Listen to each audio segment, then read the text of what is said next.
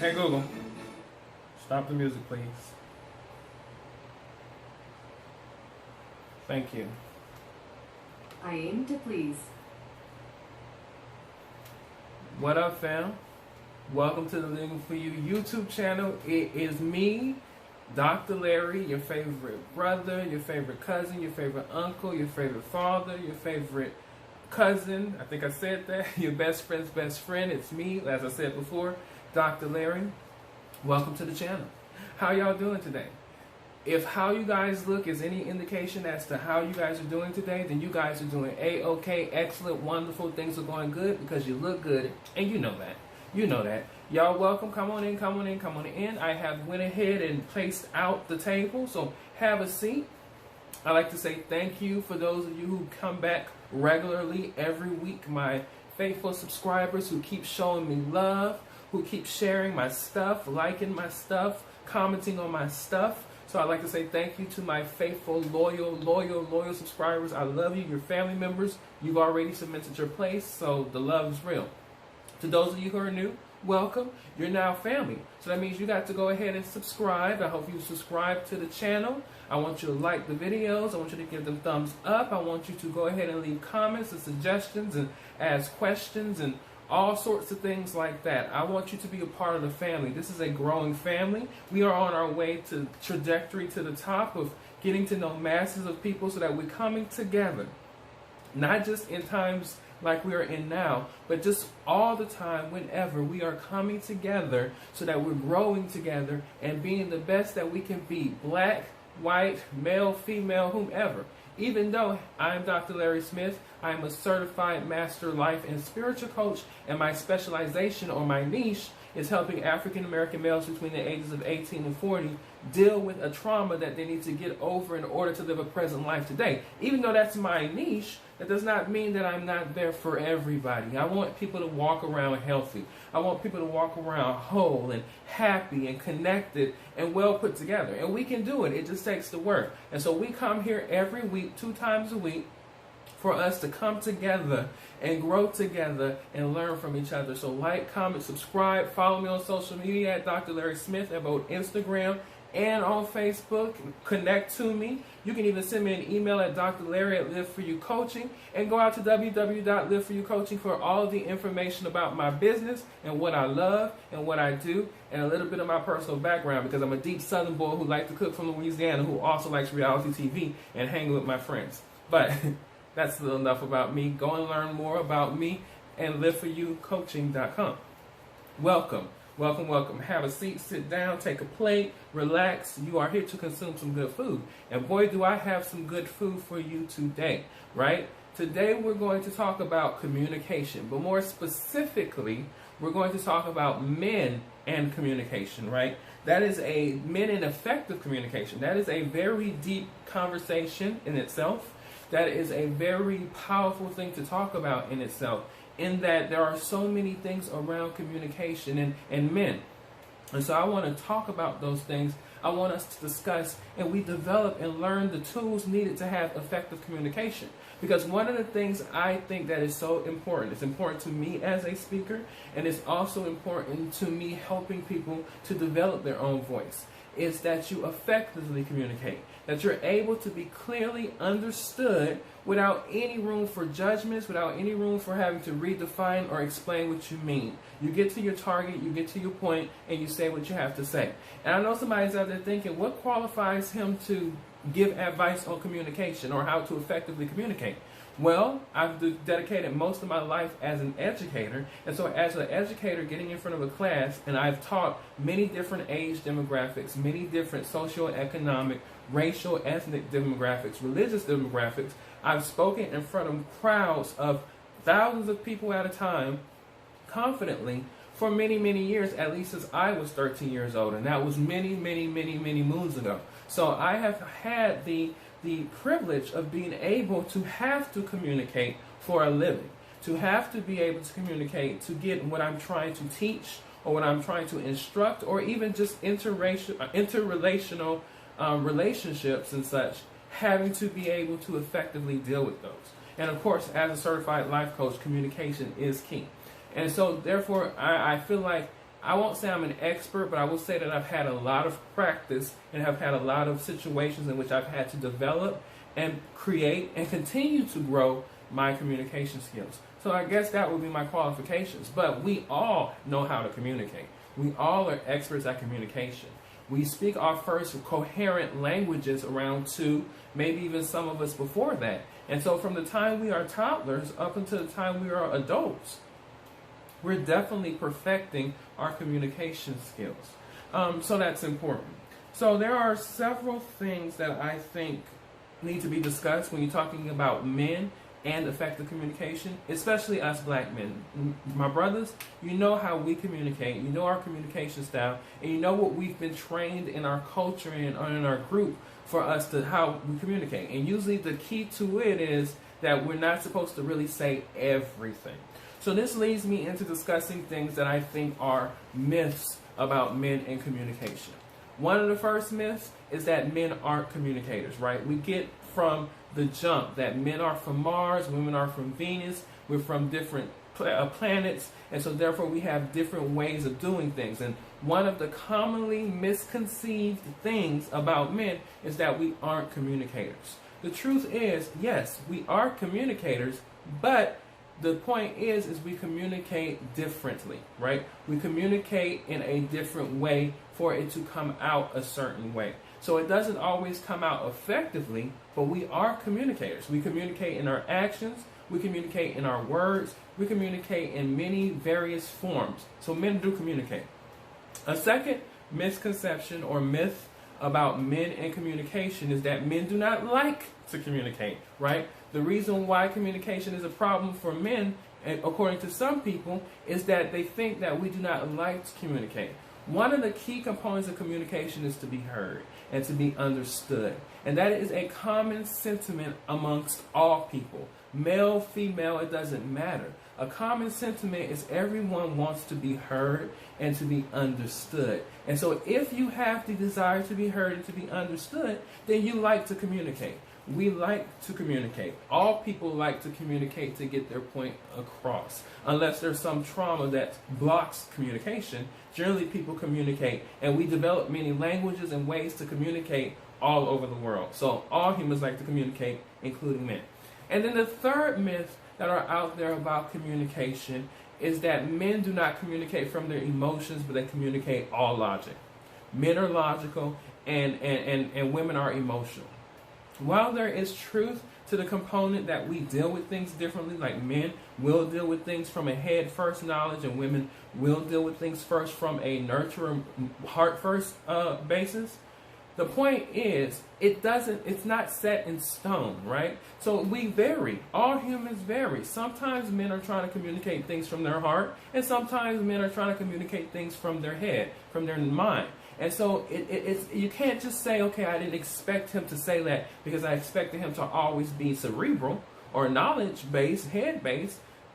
If he's trying to communicate from his heart, then that has to be understood that that's where it's coming from. So these defined roles of how men and women communicate sometimes are shattered. Many times, most times are shattered. So there can't be an expectation that men are going to always communicate with logic and that women are going to always communicate from emotion. It depends on the moment and the situation that is at hand and how a person communicates. And so effective communication involves being able to understand where you're communicating from and what you're communicating from that place you're communicating, whether it's your heart or your head. So those are 3 myths about men and communication that we just want to go ahead and push out the way because they box us in, right? They put us in a place where it doesn't allow us to go beyond the point of where we are. All right, so I think it is important in relationships, in general, to be able to communicate. And the 2 main reasons why I think it's important is, one, because of building relationships, whether they're romantic relationships or whether they're job relationships or friendships. Communication is very effective to those relationships. What winds up happening is a lot of times people aren't really familiar or don't really fully know people they're in relationship with. Whatever type of relationship, they don't really understand who that person is. And part of it is because of a block or an impediment to effective communication. And so in order to have a true authentic relationship, in order to truly understand yourself in this relationship, whether it's a friendship, romantic relationship, work relationship, business relationship, or just something platonic, just a simple casual relationship, sexual relationship, any type of relationship, you have to be able to articulate effectively through communication the boundaries and the parameters of that relationship. So for example, say if you're dating someone, and in your brain you are connected very closely in that this is something that you can see happening for the long haul. This is something that you see yourself being in forever. Or say it's the opposite, and you see yourself not in this forever, and the other person may see this as a long haul situation.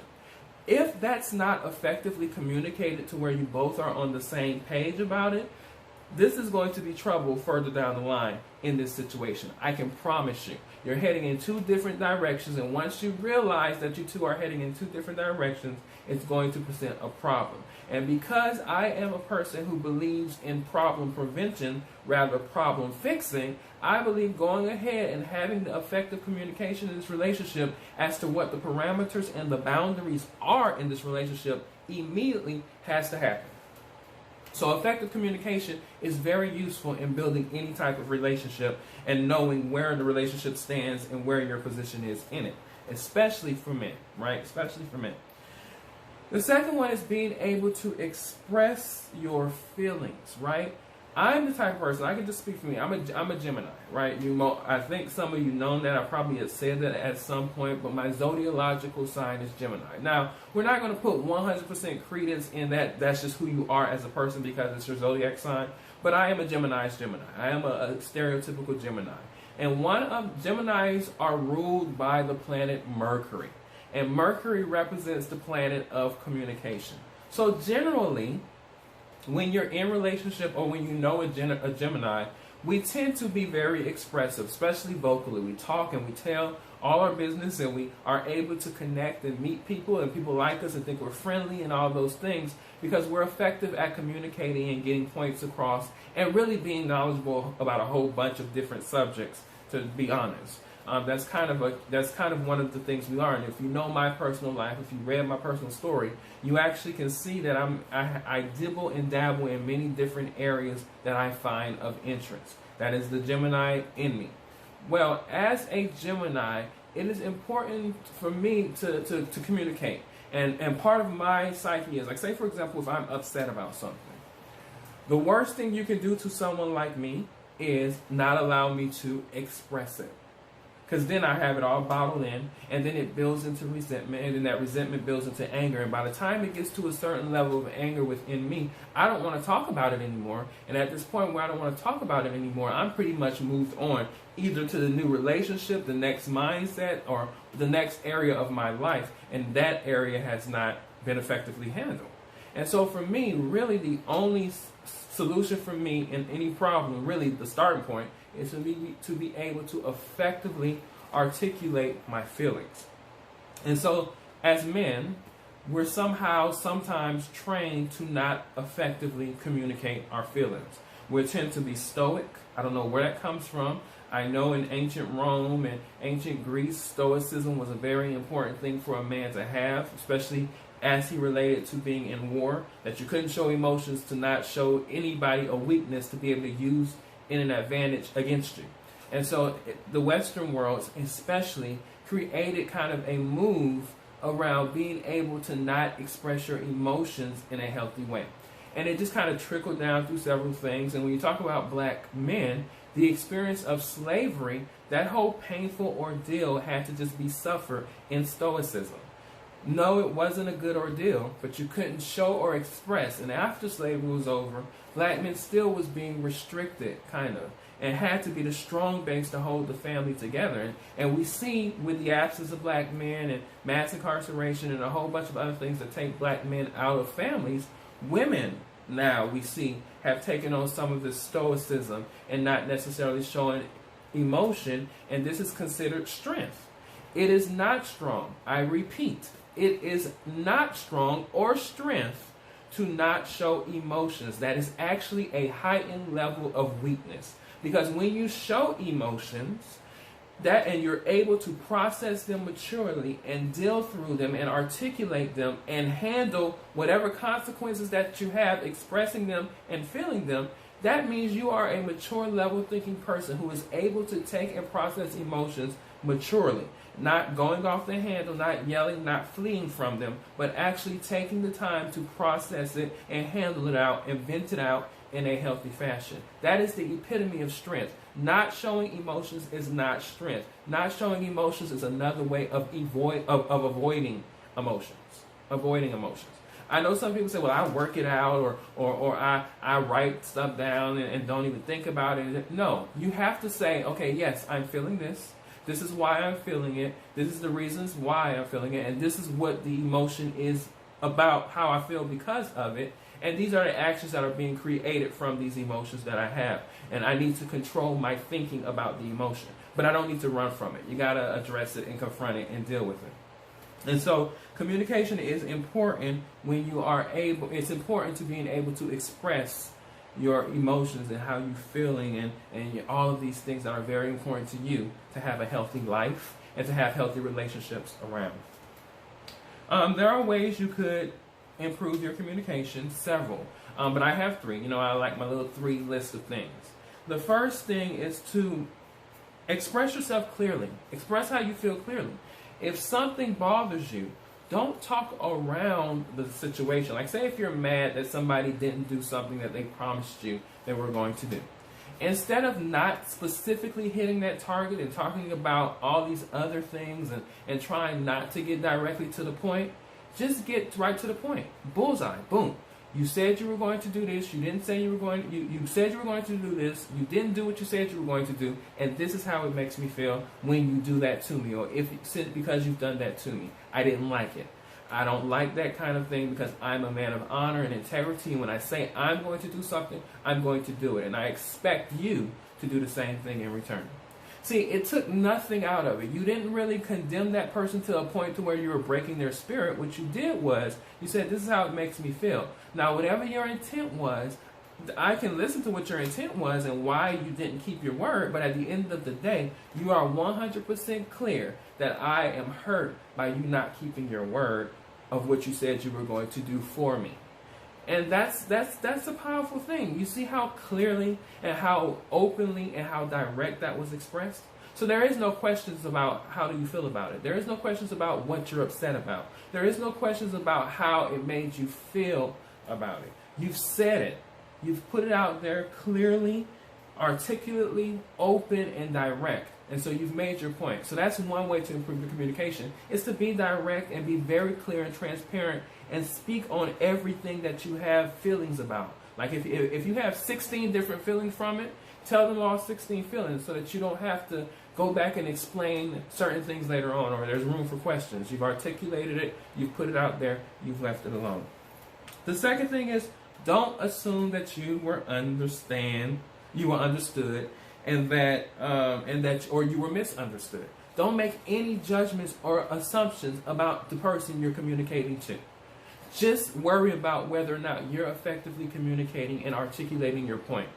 If you have any thoughts about whether or not what you said was understood or articulated well, ask questions. Don't assume that they didn't understand you, and don't assume that they did. Ask questions for clarification when there is something that you feel as though it could have been better explained, or you get facial expressions or body language or a response that shows it was misunderstood.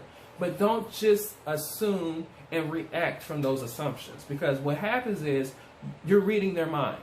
And the one thing that I know many people don't have the skill to, they might be some who could, but we don't read minds. And so it is important that instead of trying to read a mind or trying to make a judgment, you ask for clarification. Don't assume anything. Just get clarification. Straight, simple, to the point, no judgment behind it. You did what you had to do.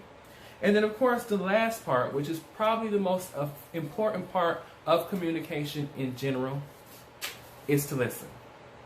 It's to actually listen. And I do not mean blanketly just sitting there while a person rambles on and you're thinking about what you're going to eat for dinner, or you're thinking about what you did last week, or you're hearing in your brain what you think that they're saying, and you're listening to more of the dialogue playing in your brain than you are actually listening and receiving what's being said. I believe it is important not to listen with your mind. I believe it's important to listen from your heart. Listen from your heart. So if a person says you made them feel bad, you're not going to try to logic out why they're wrong.